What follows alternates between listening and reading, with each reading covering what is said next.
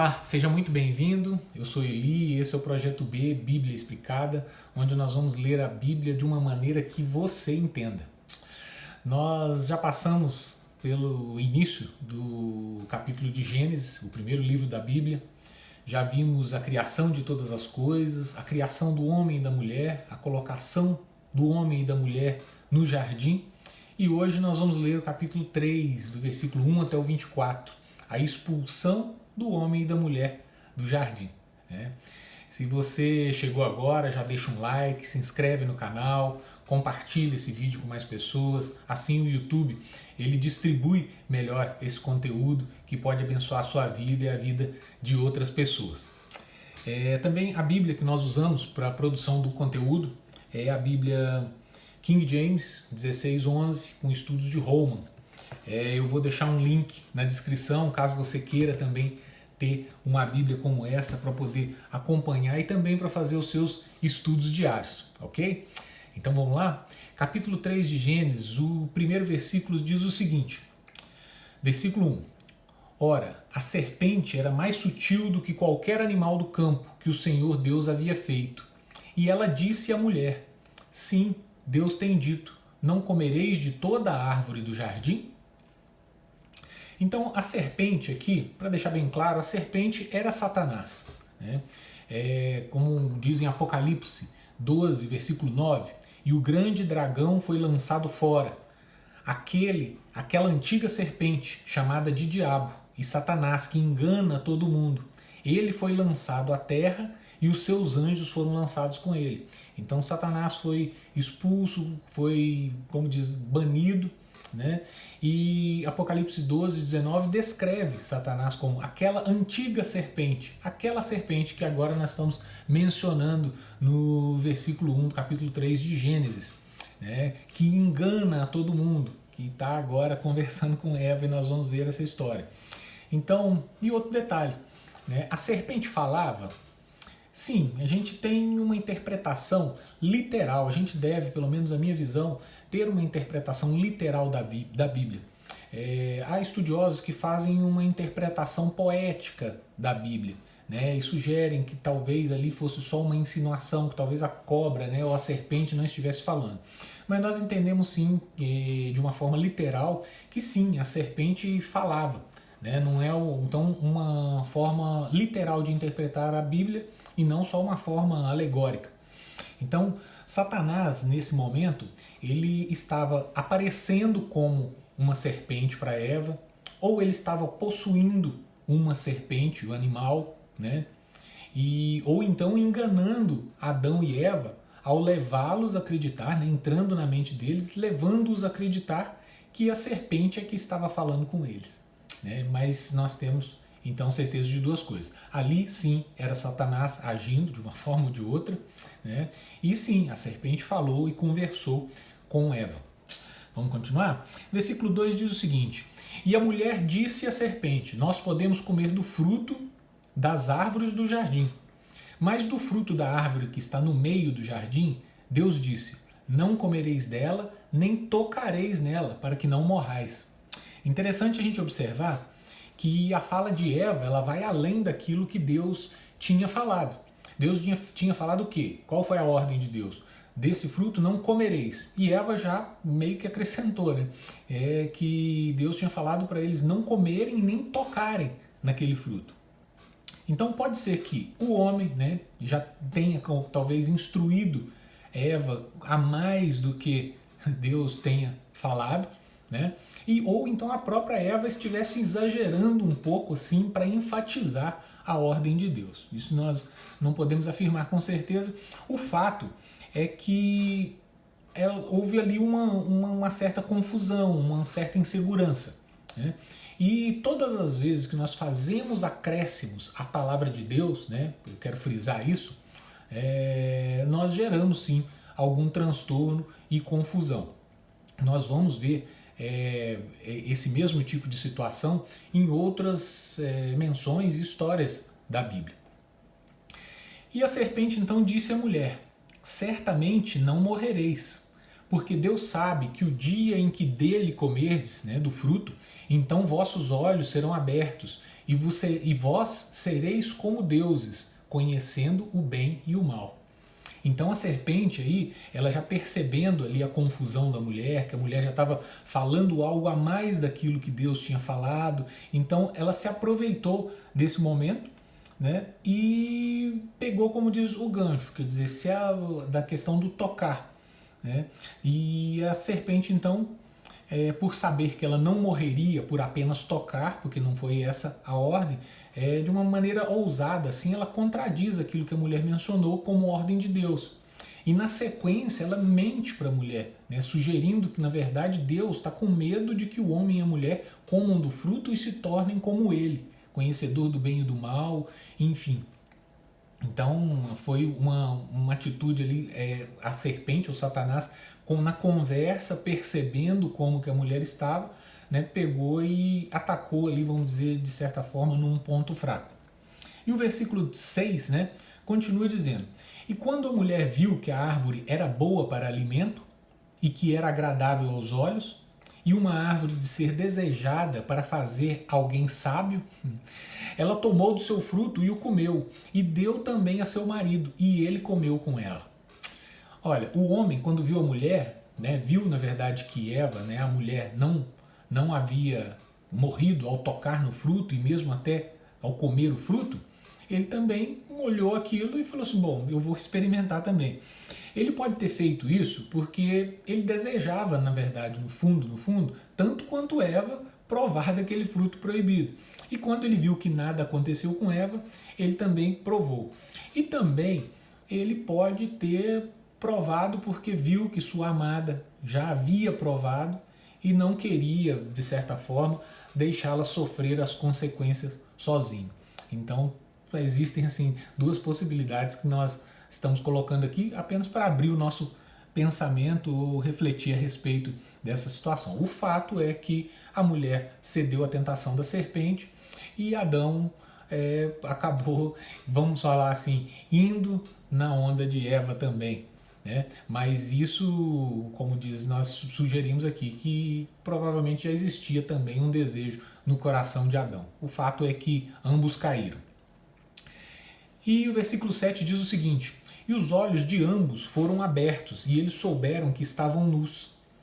E coseram folhas de figo e fizeram para si vestes. Aventais, né, a Bíblia menciona. Ao invés de produzir, né, capacidade divina, esse conhecimento, né? Então eles pensaram, bom, nós vamos comer do fruto e nós vamos ter conhecimento do bem e do mal. Na verdade, sim, eles tiveram sim conhecimento, só que esse conhecimento também trouxe uma ciência deles mesmos. Eles tiveram uma consciência, né, de como eles estavam, né, da situação deles. Então trouxe também um senso de imperfeição, trouxe medo, trouxe vergonha, uma série de outras coisas. E o versículo 8, né, diz o seguinte: E eles ouviram a voz do Senhor, Deus andando pelo jardim no frescor do dia. E Adão e sua mulher se esconderam da presença do Senhor Deus entre as árvores do jardim. Quer dizer, a consciência agora do pecado faz o homem ter vergonha de Deus.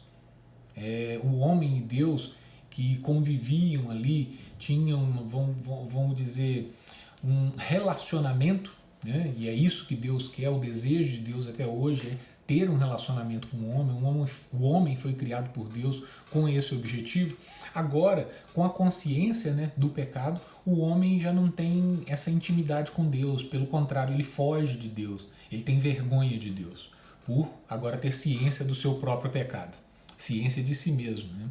E o Senhor Deus, no versículo 9, diz o seguinte: chamou Adão e lhe disse, onde estás? Quando o homem peca e se afasta de Deus, Deus toma a iniciativa de se aproximar novamente da humanidade. O homem peca, então Deus, ele busca os pecadores. É assim, nós falamos. Então, quer dizer, o homem quando peca, o que ele faz? Ele foge de Deus, ele sente vergonha de Deus. Ele não vai buscar a Deus. É a primeira tendência. Mas Deus, aí sim, ele vai atrás do homem. E a última expressão disso é o próprio Jesus, né, que veio buscar uma humanidade afastada de Deus por causa do pecado. Jesus veio refazer essa relação, esse elo que havia se rompido com o pecado. Mais uma vez, Deus buscando o homem, buscando o pecador. Versículo 10 diz o seguinte: e ele disse, eu ouvi a tua voz, ele Adão, eu ouvi a tua voz no jardim e tive medo, olha aí, porque eu estava nu e me escondi. Quer dizer, consequência do pecado, né? Ao invés de andar com Deus, andar com o Eterno, Adão agora se esconde do Senhor. Versículo 11, e ele disse, quem te contou que estava nu? Tu comeste da árvore da qual eu te ordenei que não comesse? Com essas duas perguntas, Deus confronta o homem, levando ele à responsabilidade, se responsabilizar pelo seu pecado. Quer dizer, quem te contou? Né? Por acaso você fez aquilo que eu não mandei? Então, foram duas perguntinhas básicas ali que já deu um checkmate em Adão. E o homem disse, versículo 12, a mulher que tu me deste para estar comigo, ela me deu a árvore e eu comi. E o Senhor, Deus disse à mulher, o que é isso que tu fizeste? E a mulher disse, a serpente me enganou e eu comi. E o Senhor disse à serpente, porque tu fizesse isso, tu és amaldiçoada, acima de todo gado, acima de todo animal. Sobre o teu ventre tu andarás, e pó da terra comerás todos os dias da tua vida. Aqui nós chegamos num ponto bem interessante, porque quando é confrontado com o seu pecado, a partir do versículo 12, né, começa ali um verdadeiro jogo de empurra-empurra com relação a essa responsabilidade. No versículo 12, o homem, ele tenta se esquivar e põe a culpa em Eva. E pior, ele não põe só a culpa em Eva, ele põe a culpa em Deus. Ele fala assim, a mulher que tu me destes. Veja bem. E Deus, então, no versículo 13, vai para a mulher. E a mulher já tenta se esquivar. Não, Senhor, foi a serpente que me enganou. E embora, né, agora nós vamos ver, embora, como diz, a responsabilização, né, vamos dizer, Deus chamando a responsabilidade, tenha começado com Adão, o julgamento começou pela serpente. Então Deus chega primeiro em Adão, pergunta, Adão joga para a mulher, Deus vai na mulher, ela joga para a serpente, então foi puxando a responsabilidade. Mas na hora de começar o julgamento, né, começou pela serpente. Então vamos reler o versículo 14. E o Senhor Deus então disse à serpente, porque tu fizeste isso, tu és amaldiçoada acima de todo gado, acima de todo animal do campo, sobre teu ventre andarás e pó da terra comerás todos os dias. E o versículo 15, e eu colocarei inimizade entre ti e a mulher, e entre a tua semente e a semente da mulher, a sua semente, e ela ferirá a tua cabeça e tu lhe ferirás o calcanhar. A inimizade aí, então vamos falar do julgamento da serpente. A inimizade aí já se refere a um descendente masculino, né, a semente, que um dia daria o golpe fatal na cabeça da serpente, Jesus, né? E a serpente iria conseguir ferir apenas, vamos dizer, o calcanhar do seu oponente em contrapartida, né, em contraste, né, com a cabeça dela que seria ferida. Ou seja, a cabeça, um golpe fatal. O calcanhar pode ali até machucar, mas não tem um efeito tão grande. Então, aí com relação a isso, nós sabemos, a cabeça da serpente foi esmagada quando Jesus veio, venceu Satanás, venceu o pecado, venceu a morte. E então estuda-se, quando foi então que foi ferido o calcanhar? Então existem aí, os estudiosos falam, e nós podemos aí especular, que talvez quando Jesus foi traído, né? Quando Jesus foi negado, quando Jesus suou sangue, transpirou sangue no Getsemane, de tão angustiado que ele estava, ou mesmo até quando ele pisou, alguns falam que quando ele pisou na cabeça da serpente, ele machucou o calcanhar na própria serpente. Mas isso são só especulações. Enfim, existem várias outras linhas, né, de estudos que falam a respeito disso. O fato é que a Bíblia não é extremamente clara com relação a esse detalhe. E então, julgada a serpente, agora a mulher. Então Deus diz à mulher, versículo 16, a mulher ele disse, eu multiplicarei grandemente o teu sofrimento na tua concepção, Com sofrimento terás filhos e o teu desejo será para o teu marido, e ele governará sobre ti. Bom, a mulher, claro, já sentia algo durante, vamos dizer, o parto. Eu multiplicarei, né, diz o Senhor, o teu sofrimento. A gente só multiplica uma coisa que já existe. Então, já existia talvez um certo desconforto ali. A gente não pode multiplicar o zero, uma coisa que não existe. Zero vezes qualquer número é sempre zero. Então, a mulher talvez já tinha um certo desconforto, uma coisa natural, mas Deus disse que iria multiplicar a ela o sofrimento na sua concepção.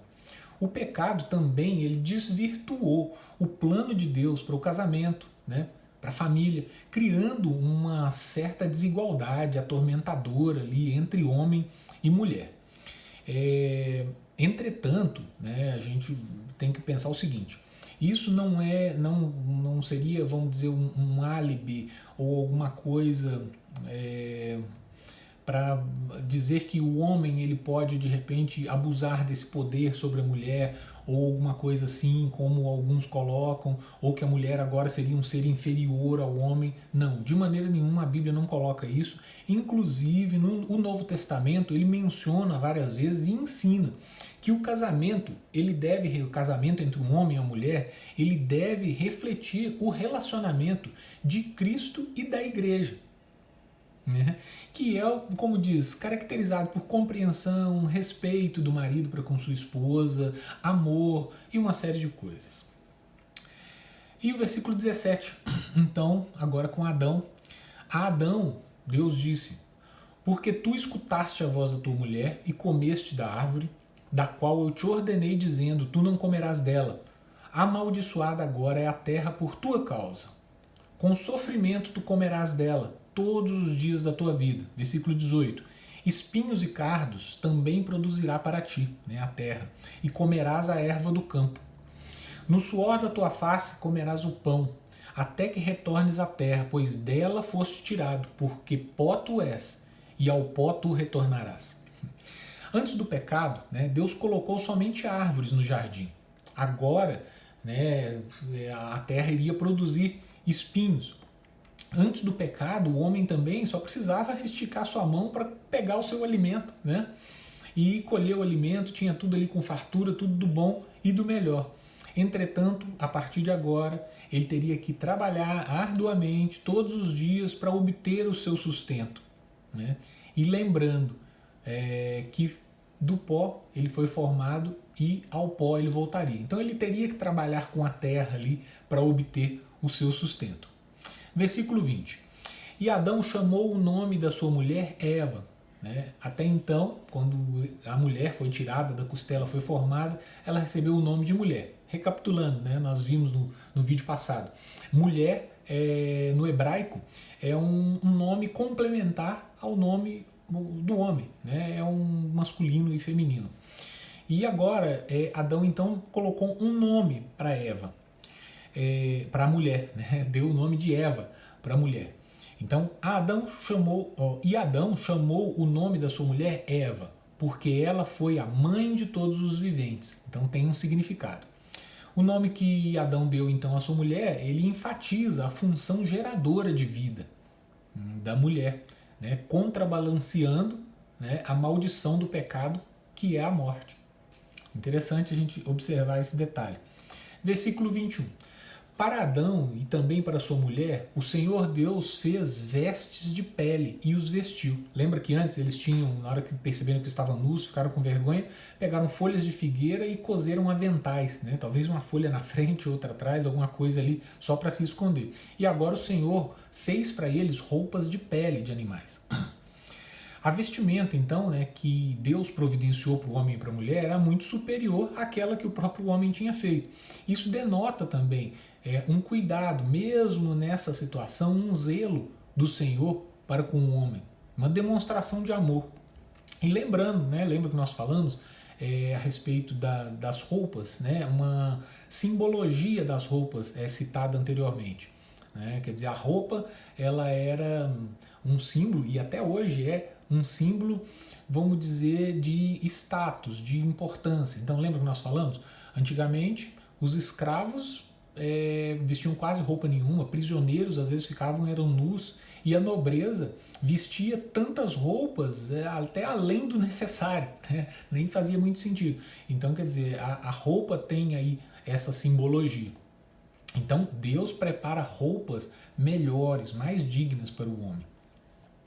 E o versículo 22 continua dizendo: e o Senhor Deus disse: eis que o homem se tornou como um de nós, para conhecer o bem e o mal. E agora, para que ele não estenda sua mão e tome também da árvore da vida, e coma e viva para sempre, o Senhor Deus, portanto, o lançou fora do jardim do Éden para cultivar a terra da qual fora tomado. Então, quando no versículo 22 fala assim: eis que o homem se tornou como um de nós. Ali é uma conversa, vamos dizer, Pai, Filho e Espírito Santo, uma conversa entre a Trindade. Então, para que o homem agora não tivesse acesso à árvore da vida, lembram? Eram duas árvores, a árvore do conhecimento do bem e do mal e a árvore da vida. Então, para que o homem agora não acessasse novamente a vida, né, através da árvore da vida, Deus o lançou fora do jardim. Então, o dom da vida está ligado diretamente ao quê? À obediência. Quando o homem desobedeceu, né, se instaurou o pecado. E com o pecado, a pena de morte. Né? A partir do momento que o homem desobedeceu, o que Deus tinha falado? Pode comer de todas as árvores, mas no dia que comer dessa, da árvore do conhecimento do bem e do mal, certamente você morrerá. Né? Então, o homem agora estava privado da árvore da vida. O que ele merecia, o que nós merecemos é o quê? A morte. Não foi, como diz, uma morte literal, morte física apenas. Ali a morte num sentido mais amplo de separação de Deus e do homem. E o versículo 24 conclui então: assim ele, o Senhor, né, expulsou o homem e colocou no leste do jardim do Éden querubins e uma espada flamejante que se voltava a todos os lados para guardar o caminho para a árvore da vida. Um triste fim, né? Por consequência do pecado, né? Ironicamente, o homem, né, que quando foi criado recebeu a missão de guardar, de zelar do jardim, que é um lugar maravilhoso que Deus construiu para colocar sua obra-prima e manter um relacionamento com ele. Esse mesmo homem agora é expulso do jardim e proibido de acessar o melhor que Deus tinha para ele. Com isso nós concluímos, né, essa parte, né, o versículo 24 do capítulo 3, e logo nós vamos estar dando sequência na nossa leitura explicada. Mais uma vez reforçando, se você gostou desse conteúdo, né, dá um like, compartilha, se inscreve no canal, ativa aí as notificações para que o algoritmo do YouTube entenda que esse conteúdo é relevante e distribua para mais pessoas. Ok? Então, por hoje é só. Um grande abraço e fique com Deus.